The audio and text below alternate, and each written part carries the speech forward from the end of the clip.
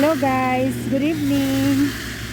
Kumusta po kayong lahat dyan? So ngayon tayo guys, walking tayo guys kasi katatapos kong kumain. And ginagawa ko kasi lagi na pagkatapos kong kumain sa gabi, maglalakad ako isang round dito sa namin para yung matunawan ba.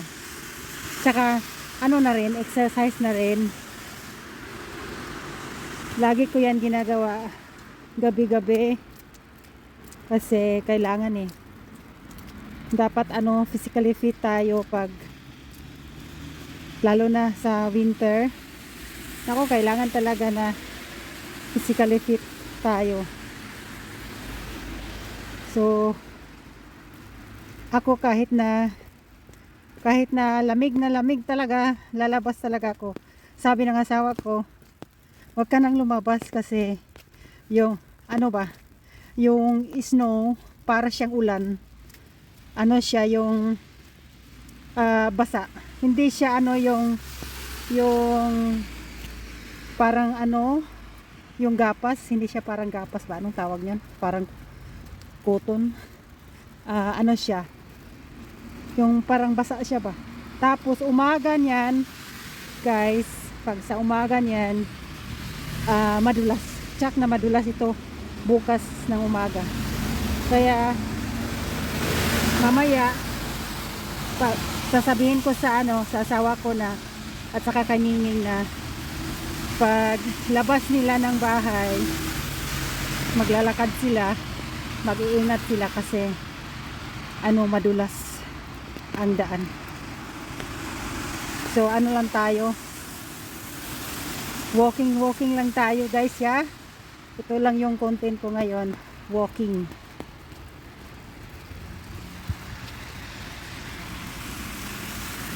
So kumusta ang dyan, New Year?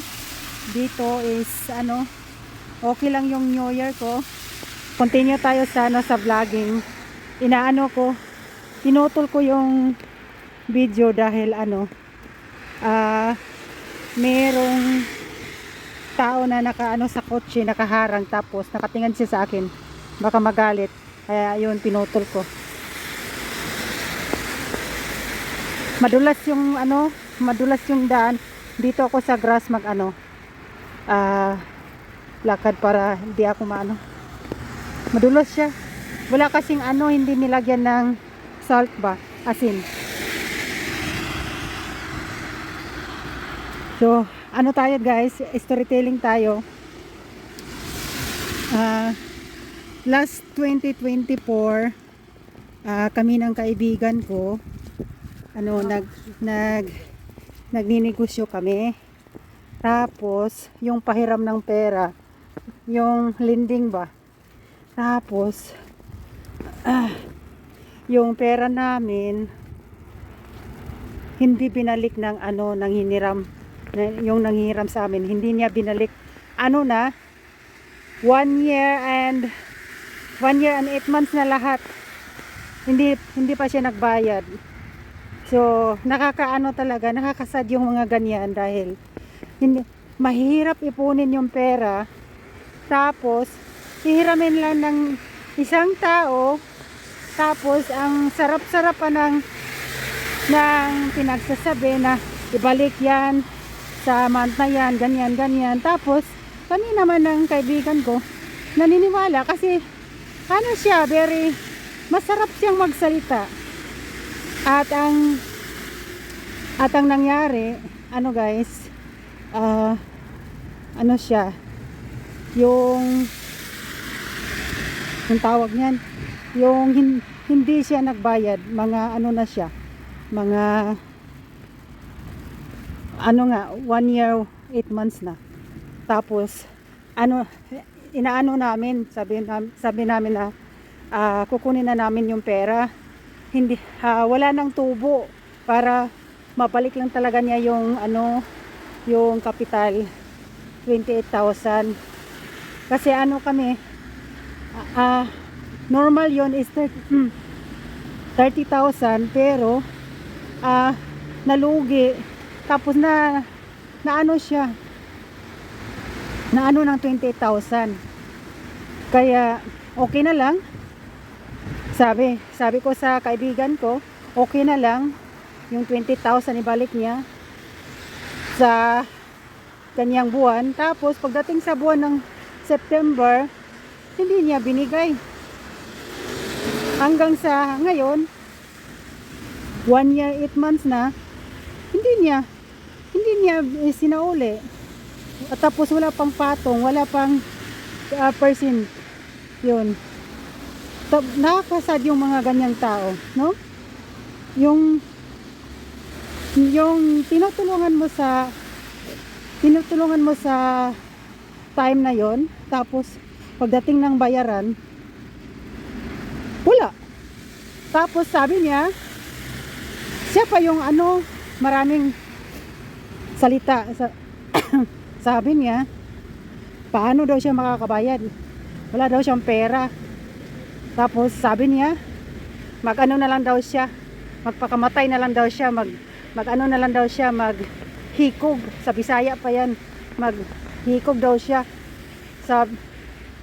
Yung mga bastos, yung mga ganyan na tao, ginagamit yung pera na walang tubo-tubo. Tapos pag kukunin na yung pera, sasabihin lang sa amin na ano, magpakamatay na lang daw siya, maghikog, kasi hindi siya makakabayad.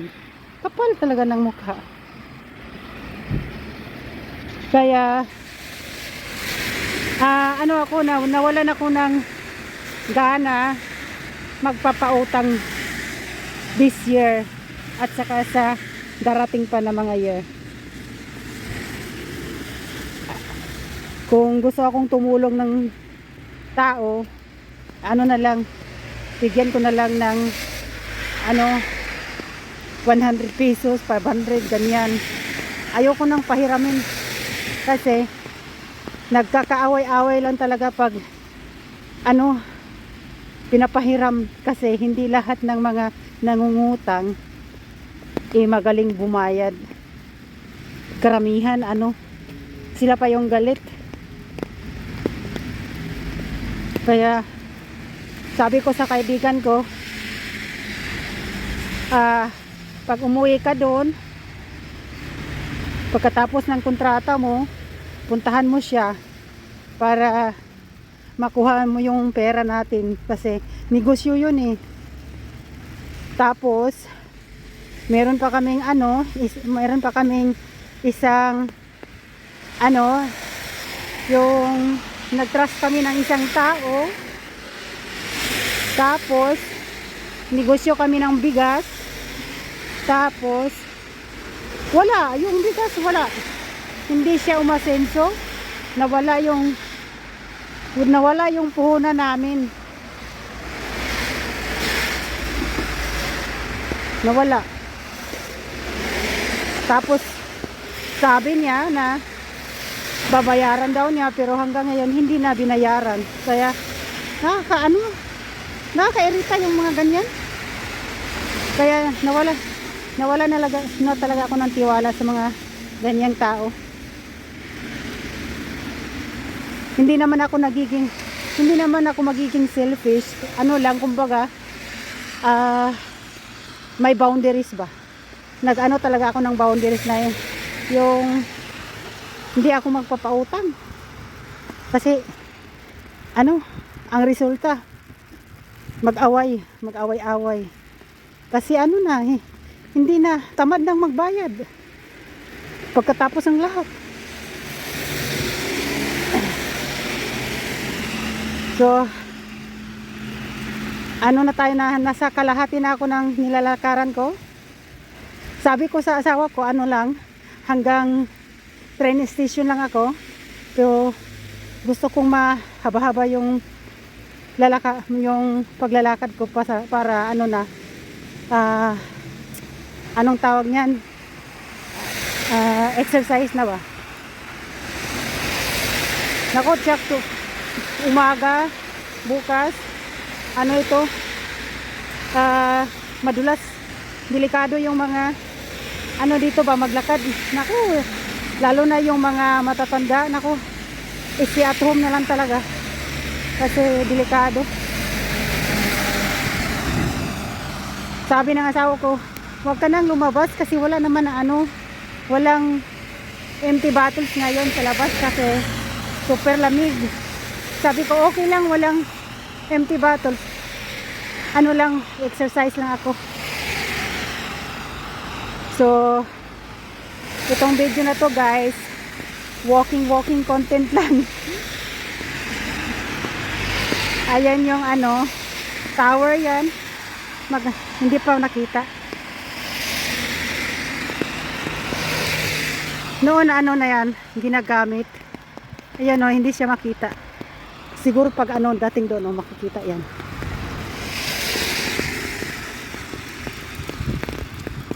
Malamig na. Yung kamay ko malamig na.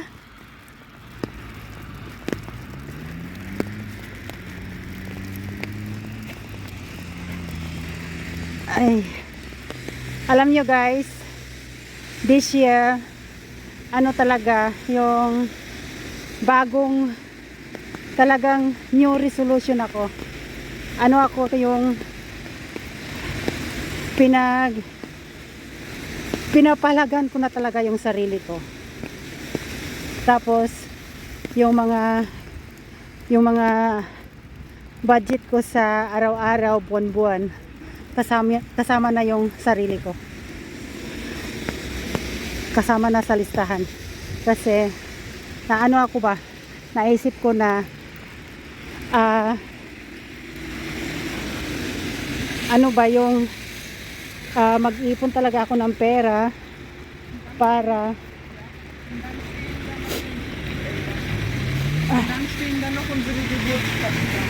mag-iipon ako ng pera para makapag-banding kami sa ibang bansa ba, makauwi sa makapagbakasyon sa Pilipinas, ganyan. Kasi ano na kasi 8 years na akong hindi nakauwi sa Pilipinas, kaya masinop ako sa pera ngayon. Pero hindi pa kami makapagbakasyon this year. Siguro sa susunod pa na taon o mga taon kasi mahal din yung ticket niya. Tapos 3 kami, so mahal yung babayaran namin. Tapos yung magasto pa doon kasi pangit naman pag umuwi doon, pag magbakasyon doon, walang dalang pera na pang ano, panggasto, ganyan. Delikado dito guys, oh. Ano siya? Delikado dito, madulas. Doon ako sa ano, dito ako sa grass kasi baka matiruros ako dyan.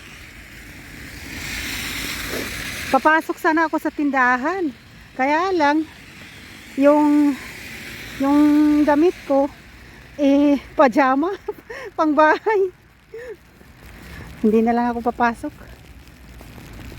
So ayan guys, so yung business tower, ayan, hindi siya maano, i-zoom ko siya be. Ayan siya.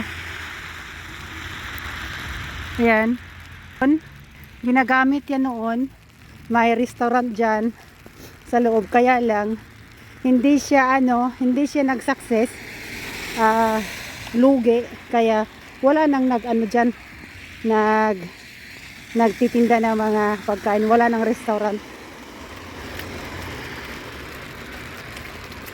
Masarap guys, maglakad-lakad sa mga ganito ba? Masarap kasi kahit na malamig siya, balutin lang yung buong katawan, okay na.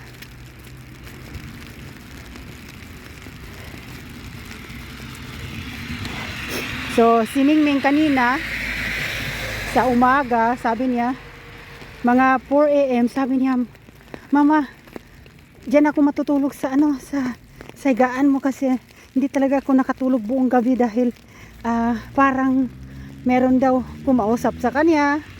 Tapos hindi daw natutulog yung utak niya, sabi niya. Kaya Kaya doon siya humiga sa akin. Pagising ng daddy niya, siya naman yung nakaano doon, nagsalitan doon. Kaya ang nangyari, hindi nakapasok si Ningning sa school.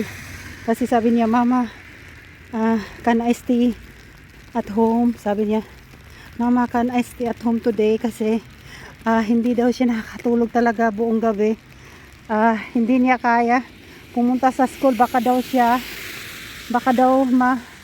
maano siya doon, mawalan ng malay dahil kulang sa tulog. Kaya ayun, sabi ko, mag-excuse ka sa school mo, tapos stay ka sa bahay. Pero bukas, kailangan talaga na makapasok na siya. Grabe dito. Delikado dito. Delikado dito. Nako. Dahan-dahan lang kasi madulas.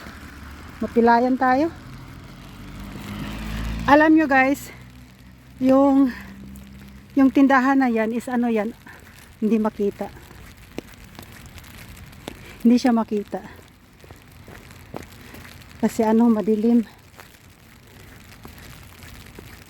Hindi siya makita, oh. Merong tindahan dyan na Asia shop dyan. Tapos, mga ano na yan, mula pagdating ko dito, nandyan na yan. Pero hindi talaga ako nakapasok kahit isang beses. So, may araw din na papasok ako dyan. Kasi parang ano sila dyan, wholesaler ba? Pero pwede naman makabili ng konti. Noon guys, yan. Wala yan. Wala. Ngayon, siguro nung last year, mga September ata, ayan, nilagyan nila dahil lahat ng mga sasakyan papasok dito, tapos masikip yung kalsada. Maraming yung magbanggaan ba. Tapos minsan yung asawa ko minsan nag-drive siya dito ba. Pumasok siya dito. Alam nyo guys, ang nangyari, nasundan siya ng pulis. Ayun, namulta siya ng magkano ba yun? 30 euro ata yung nabayaran namin kasi nasundan siya ng pulis. Ay nako. So ayan guys, pinutol ko yung video doon kasi walang ilaw doon, hindi makikita walang makikita sa camera. So malapit na ako sa bahay.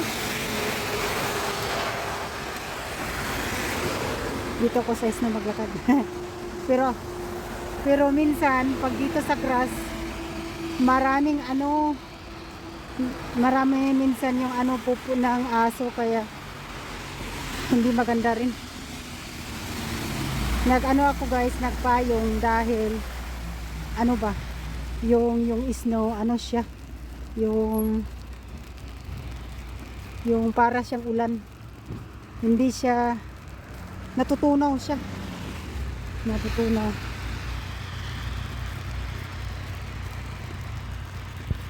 So ayan, yung Tangstile na yan, gasoline station, malapit yan sa amin. Gusto ko yung ganito na yung gasoline station malapit lang sa amin, dahil pag mababa yung gasolina, yung presyo, pwede magpagasolina agad. Masarap yung feeling ba na makapag-exercise.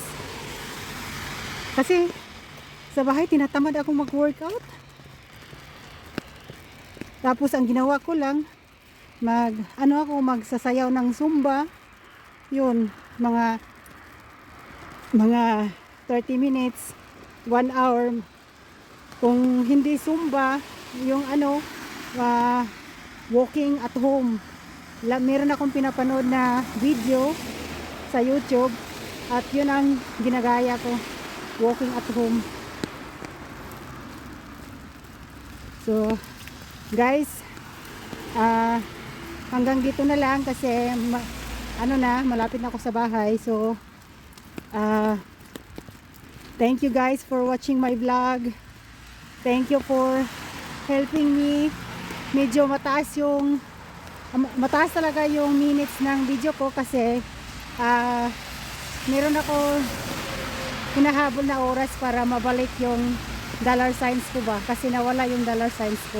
Kaya pagkatapos ng mabalik na yung dollar signs ko one day, so hindi na masyado mataas yung yung mga vlogs ko. So guys, once again, thank you for watching my vlog, and lagi lang natin tatandaan, masarap mabuhay. God bless us all and keep safe palagi. God bless. Bye bye. Madilim na kasi yung dito, yung yung poste nila dito na yung lights, solar yan eh.